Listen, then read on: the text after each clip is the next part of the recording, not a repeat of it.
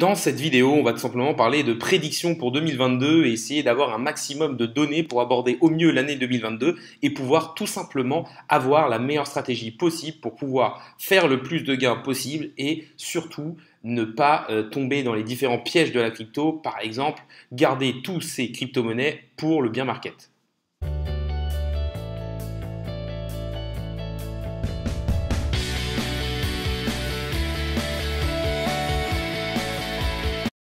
Salut à tous, c'est Inspecteur Crypto, bienvenue dans la vidéo du jour qui va tout simplement parler des prédictions crypto 2022. Donc déjà, je tiens à vous le dire, je ne suis pas conseiller en investissement financier et cette vidéo va tout simplement se baser sur un rapport qui a été fait par Messari, qui est tout simplement une entreprise d'analyse en crypto-monnaie. Et dans ce rapport sur les futures tendances et sur les thèmes pour l'année 2022 au niveau des crypto-monnaies, ils vont donc nous parler des tendances, des personnes à suivre, des entreprises à suivre, des différents projets qui sont en crypto-monnaie, etc., etc., différentes pensées, différentes prédictions, et aussi nous donner un peu leur avis sur comment ça va se passer, les différents assets qu'il faut holder, qui sont en train de holder, les gros thèmes qui devraient exploser, etc., etc. N'hésitez pas à liker la vidéo, à commenter cette vidéo en me disant ce que vous en pensez. N'hésitez pas non plus à vous abonner, ça récompense le travail que je fais au jour le jour. Donc déjà, il faut savoir que le rapport de Messari est un rapport qui fait quand même 165 pages. Voilà, ils n'ont pas rigolé, ils ont fait vraiment un énorme rapport en présentant qu'est-ce qu'était ce rapport et en mettant différents thèmes dessus. Donc c'est un rapport très très complet. Et moi, mon objectif, un peu comme je l'avais fait dans la vidéo sur le rapport de Kraken, c'est de vous faire un résumé de ces 165 pages pour, encore une fois, vous nourrir en termes d'informations, mais aussi vous donner un mindset sur votre façon d'investir et d'avoir votre propre façon de faire et votre propre stratégie au niveau des crypto-monnaies. On voit que c'est quand même un truc très complet. Ils vont nous donner les principaux thèmes pour l'année 2022. Ils vont nous dire les personnes à regarder, les pensées au niveau du Bitcoin, nous parler aussi de la politique au niveau des cryptos au niveau des États-Unis, qui est quand même la superpuissance mondiale et qui a une grosse importance au niveau des crypto-monnaies, les différentes infrastructures de marché. Ils vont nous parler aussi du Web3 et des NFT, de la DeFi, de l'ETH et tout ce qui va autour, c'est-à-dire les layers et les ponts ou les différents bridges, les DAOs, etc., etc. Donc vraiment un rapport très complet qui pour moi peut vraiment vous aider à prendre des informations au niveau des crypto-monnaies et à avoir une analyse peut-être un peu plus poussée en se basant sur des vraies recherches. Et c'est quand on vous dit Dior ou faites vos propres recherches, c'est aussi ça, c'est essayer de vous baser sur des analyses que font pas mal de personnes, parce que clairement, je pense que ce rapport qui est très complet n'est lu que par très peu de personnes. On va maintenant passer sur la partie 1 de ce rapport, à savoir les différents thèmes ou narratifs et les différents investissements pour l'année 2022. Déjà, la première chose qu'il faut voir et qui ressort de ce rapport, c'est qu'il y a un effondrement dans la confiance au niveau institutionnel. Et donc ça peut pousser à une plus forte adoption des crypto-monnaies, parce que forcément, qui dit crypto-monnaie dit décentralisation, et du coup, moins de liens avec tout ce qui est institutionnel. Là, on peut le voir dans ce graphique, on peut voir que les gouvernements et médias sont considérés comme peu compétents et peu éthiques.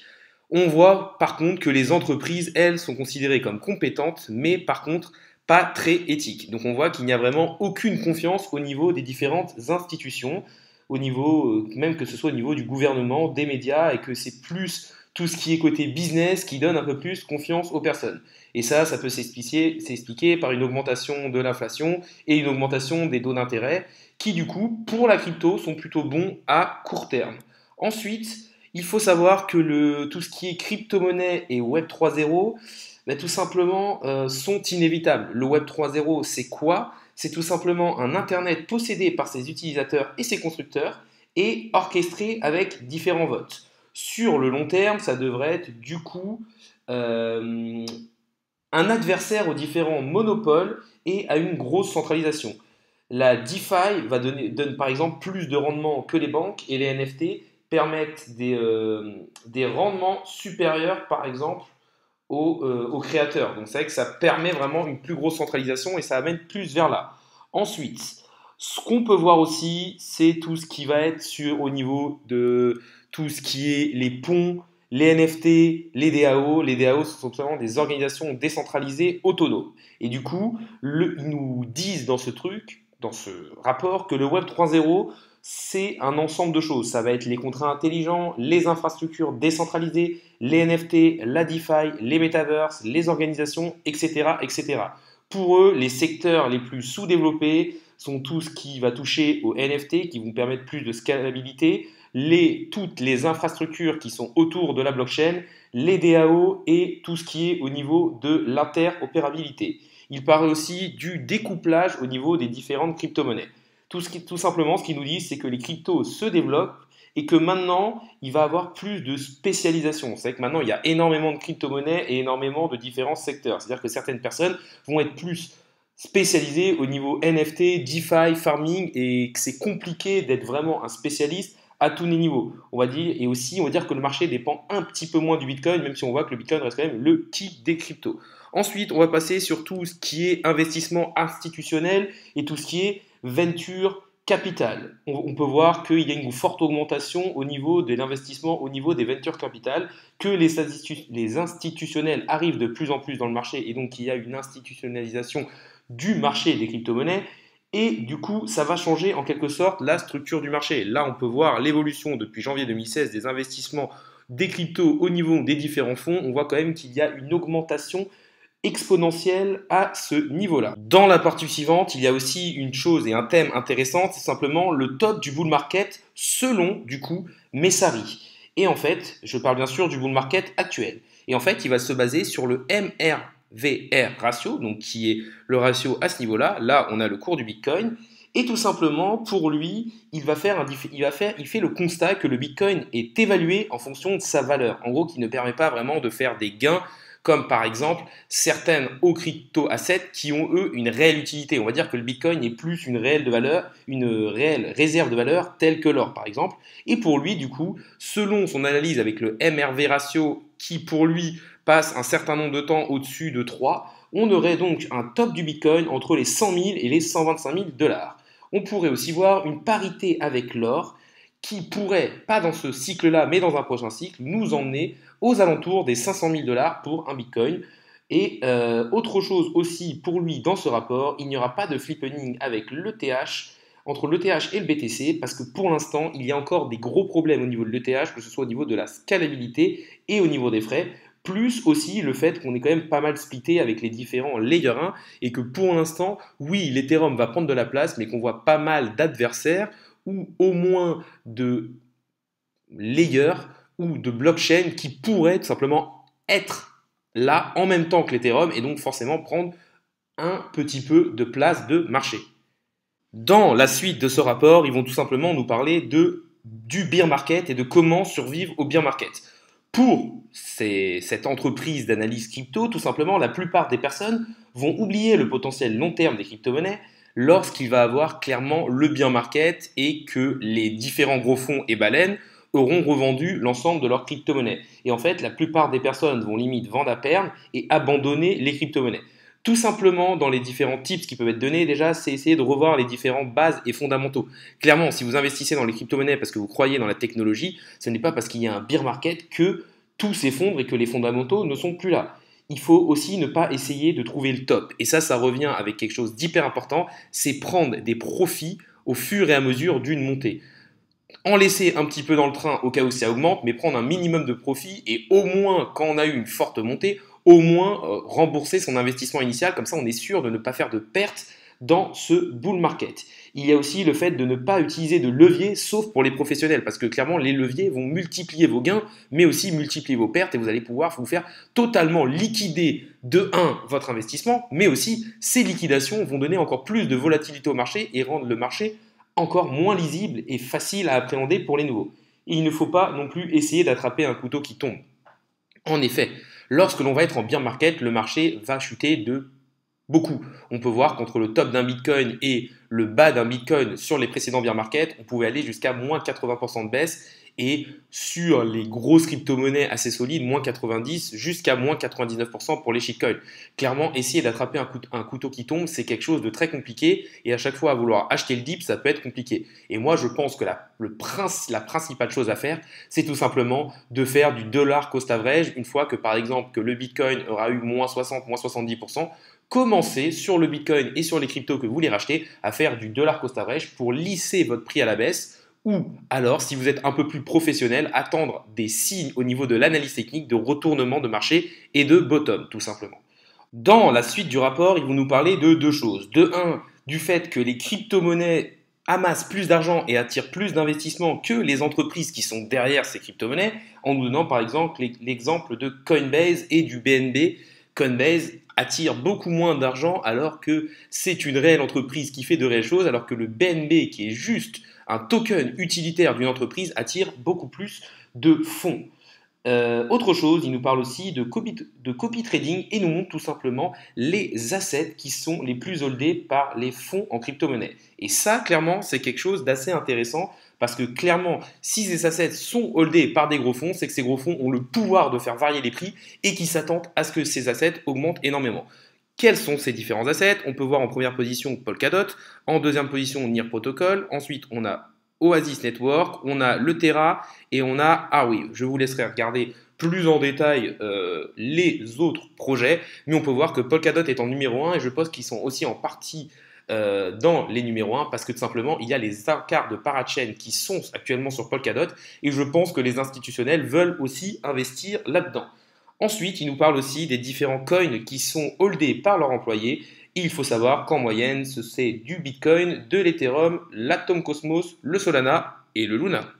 Dans la deuxième partie de ce rapport, ils vont tout simplement parler des différentes personnes à suivre. Tout simplement, ce n'est toujours pas un conseil en investissement financier, mais ils vont vous montrer différentes personnes qui sont influentes à un différent niveau et qui peuvent être intéressantes à suivre tout simplement parce qu'elles sont vraiment dans le monde des crypto-monnaies et qu'elles s'y connaissent. Premièrement, on va voir Cal Samani de Multichain Capital. Et en fait, du coup, on apprend que eux, ils ont parié par exemple sur The Graph, Helium, Arweave et Solana et qu'ils ont fait énormément d'argent dessus. Donc ça peut montrer des pistes d'investissement. Ils font aussi nous parler d'autres fonds tels que Suzu Free Arrow Capital qui ont parié sur Solana et Avax. Ils vont nous parler par exemple de CMS Holdings qui est un influenceur populaire sur Twitter. Ils vont nous parler d'Emily Choi qui est au niveau de Coinbase, de Devin Finzer qui lui va être tout simplement au niveau de tout ce qui est NFT parce qu'il fait partie d'OpenSea, de Dan Robinson et Dan White qui sont au niveau de Paradigm, donc ce qui est toujours un venture capital au niveau du fonds dans les crypto-monnaies. Ils vont nous parler de Jeff Zierling qui lui est au niveau du Play to Earn et de Axie Infinity. Ils vont nous parler de James Grabler de Blue Sky et de Des Ryerson de Twitter, ce qui nous montre tout simplement qu'il faut regarder différentes choses. On sait que Twitter est très impliqué dans les crypto-monnaies avec son CEO Jack Dorsey. Ils vont aussi nous parler de Quincy Smith de The Blockchain Association et de Kim Han de A162 qui sont simplement très impliqués au niveau des crypto-monnaies au niveau des États-Unis. Ils vont nous parler de Esther Pierce qui est tout simplement une commissaire au niveau de la SEC et qui défend les crypto-monnaies au niveau de la SEC, et de Do Kwon qui tout simplement est au niveau de Terra Luna. Donc on voit tout simplement qu'est-ce qu'il y a à regarder, c'est que c'est des personnes qui sont à différents niveaux et qui ont un vrai impact au niveau des crypto-monnaies. Ça va être des personnes qui sont soit directement dans des projets crypto-monnaies et dans des projets porteurs, on peut le voir par exemple avec Terra Luna au niveau de tout ce qui est blockchain et infrastructure, avec OpenSea au niveau des NFT, avec Axie Infinity au niveau des metaverse et du pay to earn, mais aussi différents fonds, parce que tout simplement, c'est l'argent institutionnel en grande partie qui peut faire exploser certains projets. Dans la partie 3 du rapport, on va tout simplement parler de 10 pensées au niveau du Bitcoin. Ça peut être intéressant, c'est des pensées que ce soit de messageries ou de personnes influentes. Donc ça peut être quand même des choses qui vont nous montrer des idées et possiblement nous aider à essayer d'adapter notre stratégie pour 2022. La première pensée, c'est tout simplement que le Bitcoin deviendra sûrement une réserve de valeur pour les années à venir. Quand on pense réserve de valeur, on va penser plus à l'or. Et ce qui nous montre tout simplement, c'est l'évolution du cours de l'or et du Bitcoin sur les dernières années. Et tout simplement, si il y a 10 ans, vous avez mis $100 sur l'or, vous auriez aujourd'hui 102 dollars. Donc on peut se dire que c'est pas non plus une dinguerie au niveau du rendement, surtout avec l'inflation qu'il y a eu. Par contre, s'il y a 10 ans, vous aurez mis 100 dollars sur le BTC, dans ce cadre-là, vous aurez 1,7 million de dollars. Donc ça montre tout simplement que le Bitcoin est une réserve de valeur, mais surtout qu'il permet de faire de plus gros gains. Ensuite, ils vont nous parler de tout ce qui est flippening. Donc, pour Messari, le Bitcoin reste le roi des cryptos et il n'y aura pas de flippening sur ce cycle. Il donne une estimation de 20% de chance qu'en 2022, l'ETH réussisse à passer en termes de dominance devant le roi, le Bitcoin. Tout simplement, pourquoi? Là, on peut voir sur ce graphique, la ligne orange ici, c'est la dominance du Bitcoin. Ici, c'est la dominance de l'Ethereum. Et là, on voit la dominance de différents des plus grosses crypto-monnaies du marché, quelques Binance, Solana, Cardano, XRP, Polkadot et même le Dogecoin. Tout simplement, Ethereum a beaucoup plus de concurrents que le Bitcoin avec tous les layers 1. On peut voir qu'il y a par exemple Solana, qu'il y a Cardano, qu'il y a aussi en concurrent indirect tout ce qui va être au niveau de l'interopérabilité de Polkadot, de Cosmos, etc., etc. Et que donc, du coup, on voit vraiment des layer 1 qui sont en train d'exploser et de prendre de la dominance, et que, du coup, que c'est un peu compliqué pour Ethereum de vraiment exploser en termes de dominance. Alors que le Bitcoin, quant à lui, qui est plus vu comme une monnaie et une réserve de valeur, n'a pas vraiment de concurrent. Et donc, du coup, c'est pour ça qu'il se dit que pour l'instant, le Bitcoin n'ayant pas énormément de concurrents et que l'Ethereum ayant beaucoup de concurrents, bah, que ça va être compliqué pour l'Ethereum de dépasser la dominance du Bitcoin sur ce cycle-là. Ensuite, ils nous disent aussi que pour eux, le multi-chain, tout ce qui est interopérabilité, c'est bien sûr le futur avec Polkadot et Cosmos, mais aussi pour permettre aux différentes blockchains d'interagir entre elles et d'avoir justement une technologie très puissante. Ils nous disent aussi que les ETF, qui sont en fait en quelque sorte des fonds d'investissement, vont permettre plus de manipulation au niveau de tout ce qui est cours du Bitcoin et crypto-monnaie. Ils nous parlent aussi de la baisse au niveau des mineurs de Chine. Si vous voulez, là, tout ce qui est jaune, c'est ce qui correspond le pourcentage de mineurs qui sont en Chine. En dessous, vous allez avoir les autres, etc., avec les différents pays. Et on voit que là, avec les interdictions qu'il y a eu en Chine de miner du Bitcoin et les différentes régulations, qu'on est quasiment tombé à 0%, qu'il n'y a quasiment plus de mineurs au niveau de la Chine. Et tout simplement, le rapport de Messari pense que la Chine va autoriser de nouveau le mining de Bitcoin. C'est vrai qu'ils ont beaucoup tendance à revenir sur leurs pas, à dire on interdit le Bitcoin, on autorise le Bitcoin, on interdit le minage, on permet de faire revenir le minage, et en plus que c'est un très bon élément aussi pour faire du FUD sur le marché, mettre de la peur sur le marché. Ils nous disent aussi que le Proof of Work et le Proof of Stake vont sûrement coexister, parce que ce sont deux très bonnes technologies, que le Proof of Work est quand même plus juste et plus sécurisé qu'un Proof of Stake. Le développement du Bitcoin devrait accélérer surtout sur tout ce qui est Lightning Network, c'est-à-dire les protocoles de paiement et les deuxièmes couches sur le Bitcoin, et que d'autres pays devraient adopter le BTC comme monnaie légale, comme l'a fait le Salvador. La partie 4 du rapport va parler de tout ce qui est politique crypto-monnaie au niveau des États-Unis. On sait que les États-Unis sont la plus grosse puissance mondiale, donc forcément, ils ont quand même un rôle à jouer assez important au niveau de l'adoption des crypto-monnaies. Et tout simplement, ils nous font ça en 16 points.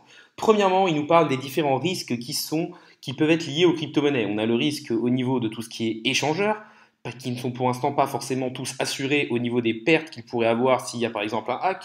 Il y a aussi les risques au niveau de tout ce qui est stablecoin, et donc une régulation pourrait arriver, un risque au niveau de la surveillance des activités illicites, même si dans ce rapport on a quand même une statistique que moins d'1% de toutes les transactions qui sont en crypto-monnaie concernent des activités illicites.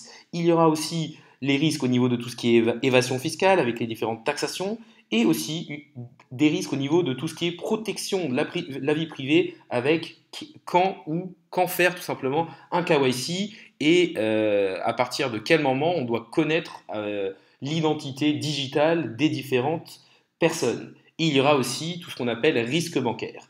Et pour Messari, ces risques devraient être tout simplement intelligemment régulés. Ça permettrait bien sûr aux institutions et au gouvernement de faire un pas dans les crypto-monnaies, et ça permettrait aux différents investisseurs de ne pas être floués. Il parle aussi d'un combat entre les différents organismes de régulation, tels que le sont par exemple la SEC et le FSOC, et les organismes un peu plus pro-crypto, tels que la Blockchain Association, ou que par exemple la Chambre digitale du commerce ou le Coin Corner. Il montre aussi qu'il y a une augmentation quand même significative au niveau des transactions, au niveau de tout ce qui est stablecoin. Ce qui est plutôt bien. Et tout simplement, ça permet aussi de lutter contre le blanchiment d'argent par rapport à ce qui est cru dans les pensées collectives, car tout simplement, les cryptos sont traçables. Et que si vous avez l'adresse d'un wallet, vous pouvez savoir exactement quelles sont les transactions qui ont été faites dessus et qu'est-ce qui a transité dessus. Donc les cryptos sont en quelque sorte beaucoup plus traçables. Il parle aussi d'un risque systémique, parce que tout simplement, si les banques ne montent pas dans les crypto-monnaies et que les crypto-monnaies sont adossées, du coup, forcément, si les banques sont ruinées, ils risquent d'avoir simplement un risque systémique qui pourrait emmener à vraiment une grosse crise. Donc tout simplement, il faudrait donc que les banques intègrent plus les cryptos. Et si les banques commencent à intégrer les cryptos, les gouvernements qui se diraient qu'il y a un moins gros risque systémique pourraient aussi être un peu plus favorables à l'adoption des crypto-monnaies. Il parle ensuite de la taxation qui, bien sûr, pourrait avoir un très gros impact au niveau de tout ce qui est crypto-monnaie et investissement en crypto-monnaie. La partie 5 va plus nous amener et nous parler vers tout ce qui est infrastructure de marché. Ils vont tout simplement nous dire que les ETF non backés par de vrais bitcoins sont juste des instruments de manipulation pour les institutions et les whales qui vont pouvoir, sans détenir de réels bitcoins, du coup jouer sur le prix des crypto-monnaies.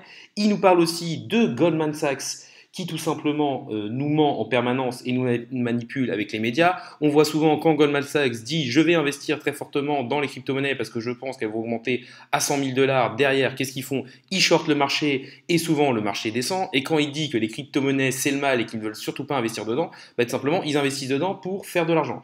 Il faut aussi réguler les différentes réserves qui back-up les échangeurs et les emprunteurs. Il nous parle aussi des échangeurs centralisés qui vont ne faire que croître et augmenter, et aussi bien sûr les échangeurs décentralisés, et aussi qu'on est en train d'assister à vraiment un passage de la finance traditionnelle qui est en train d'être doucement remplacé par on va dire, par tout ce qui est crypto-monnaie, DeFi et finance plus décentralisée.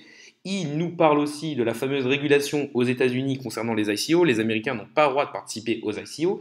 Et il nous parle aussi de la menace chinoise avec son stablecoin qui pourrait être une vraie menace pour le dollar. Passons maintenant sur la partie 6 qui va nous parler de tout ce qui est NFT et Web 3.0. On sait que clairement, l'une des grosses tendances et l'un des gros objectifs des crypto-monnaies, c'est d'être plus décentralisé, de passer vers le Web 3.0. Et on sait que les NFT ont eu une énorme hype sur ce dernier bull run et ont donc permis forcément aussi une nouvelle technologie qui est en train d'être adoptée. On peut voir là l'écosystème des non-fungible tokens ou NFT. Tout simplement, qu'est-ce que ce rapport nous apprend? C'est tout simplement que les NFT sont pour l'instant, on est pour l'instant juste dans une hype avec une forte volatilité et des très gros volumes. Mais tout simplement qu'ils devraient tout simplement ne pas rester dans l'état de marché actuel.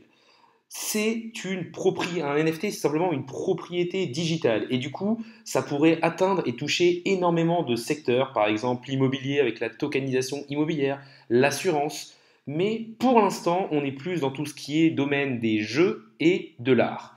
Les NFT, il faut aussi savoir que ça pourrait être la base des différents métaverses. Là, on voit par exemple ici au niveau de la réalité virtuelle The Sandbox, Mana Decentraland, on parle aussi du Play to Earn de Axie Infinity, on parle des NFT au niveau du sport avec NBA Top Shop, donc on voit vraiment que c'est déjà quelque chose de très large. Il faut aussi savoir que la plupart des NFT vont sûrement tendre vers zéro selon tout ce qui est, selon Smart Money et investisseurs intelligents. Tout simplement, pour l'instant, on a une hype, les personnes achètent des NFT par-ci, par-là, mais clairement, il n'y a pas encore de réelle utilité derrière.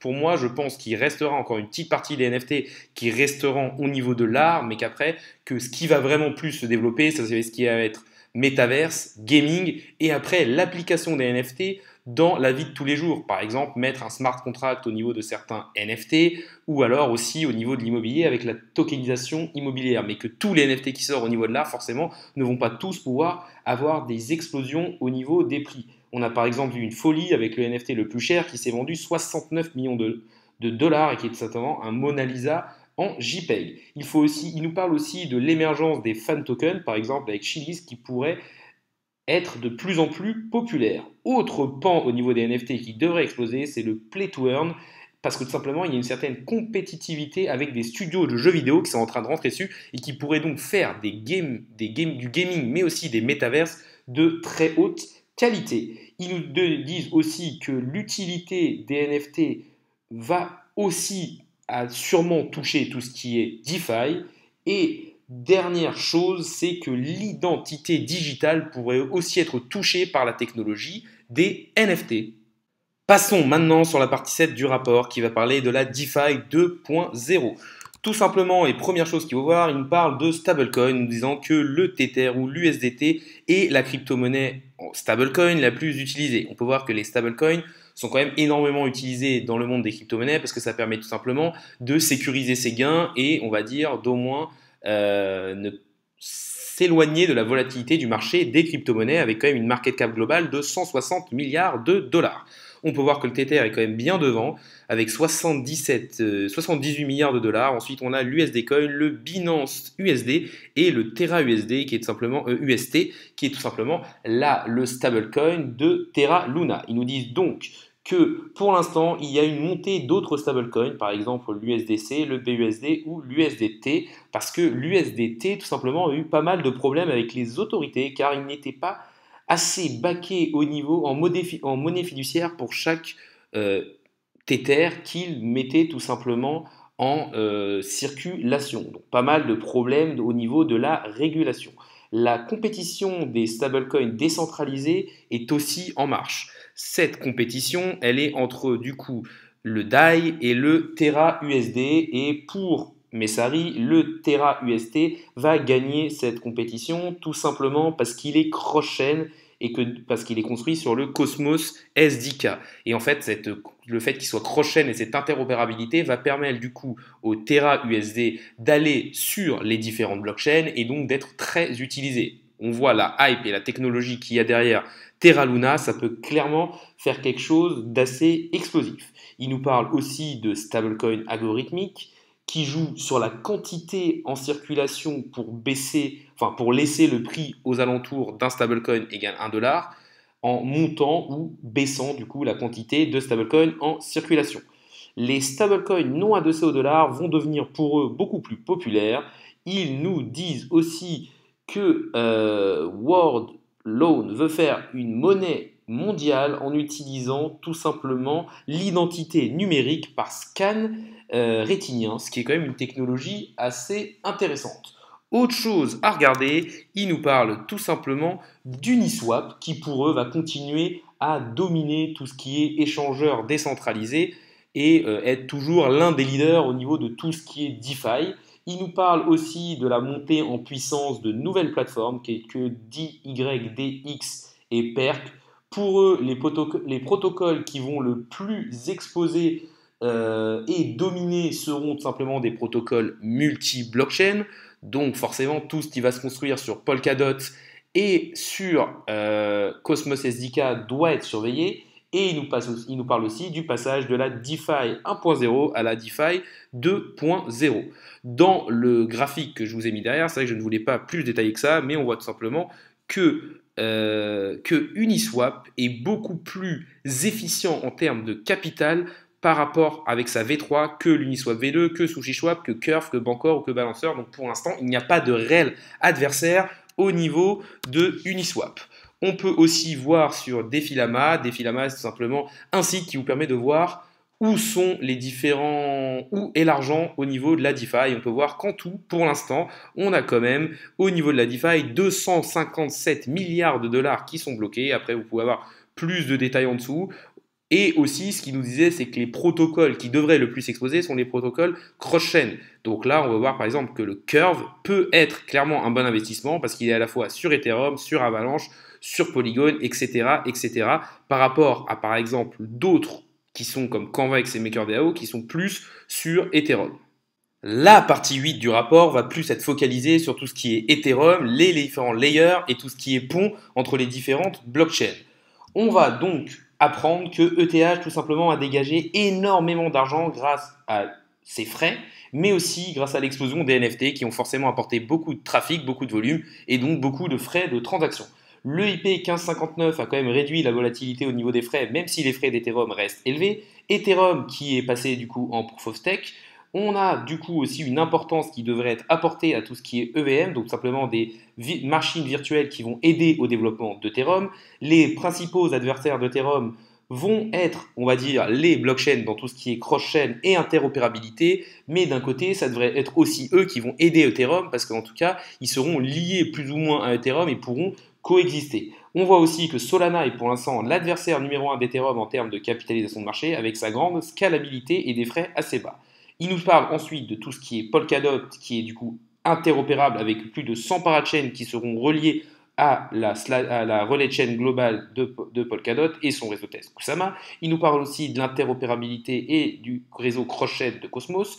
Il nous parle bien sûr de Luna qui a pas mal explosé avec sa blockchain et son propre stablecoin, l'UST, qui est en train littéralement d'exploser et qui, à chaque fois qu'il est brûlé, qu'il est utilisé, fait augmenter le prix du Terra Luna et rend le Terra Luna de plus en plus rare. Il nous parle aussi de tout ce qui est Optimism, Polygon, qui vont simplement aider à améliorer Ethereum à différents niveaux, et ils vont nous parler de tout ce qui est bridge, qui vont permettre du coup, qui devrait exploser, parce qu'ils vont permettre de faire le lien entre les différents écosystèmes, par exemple de relier tout ce qui est Polkadot à Ethereum, mais aussi Ethereum à par exemple Harmony, Avalanche, tout l'écosystème de Cosmos qui lui aussi est interopérable, etc., etc., et même peut-être de faire des liens avec le Bitcoin. Donc c'est quand même quelque chose d'assez intéressant. La partie 9 va plus se focaliser sur tout ce qui est DAO, à savoir les organisations autonomes décentralisées. Ils vont tout simplement nous dire que ces DAO vont permettre une vraie décentralisation et donc plus de sécurité.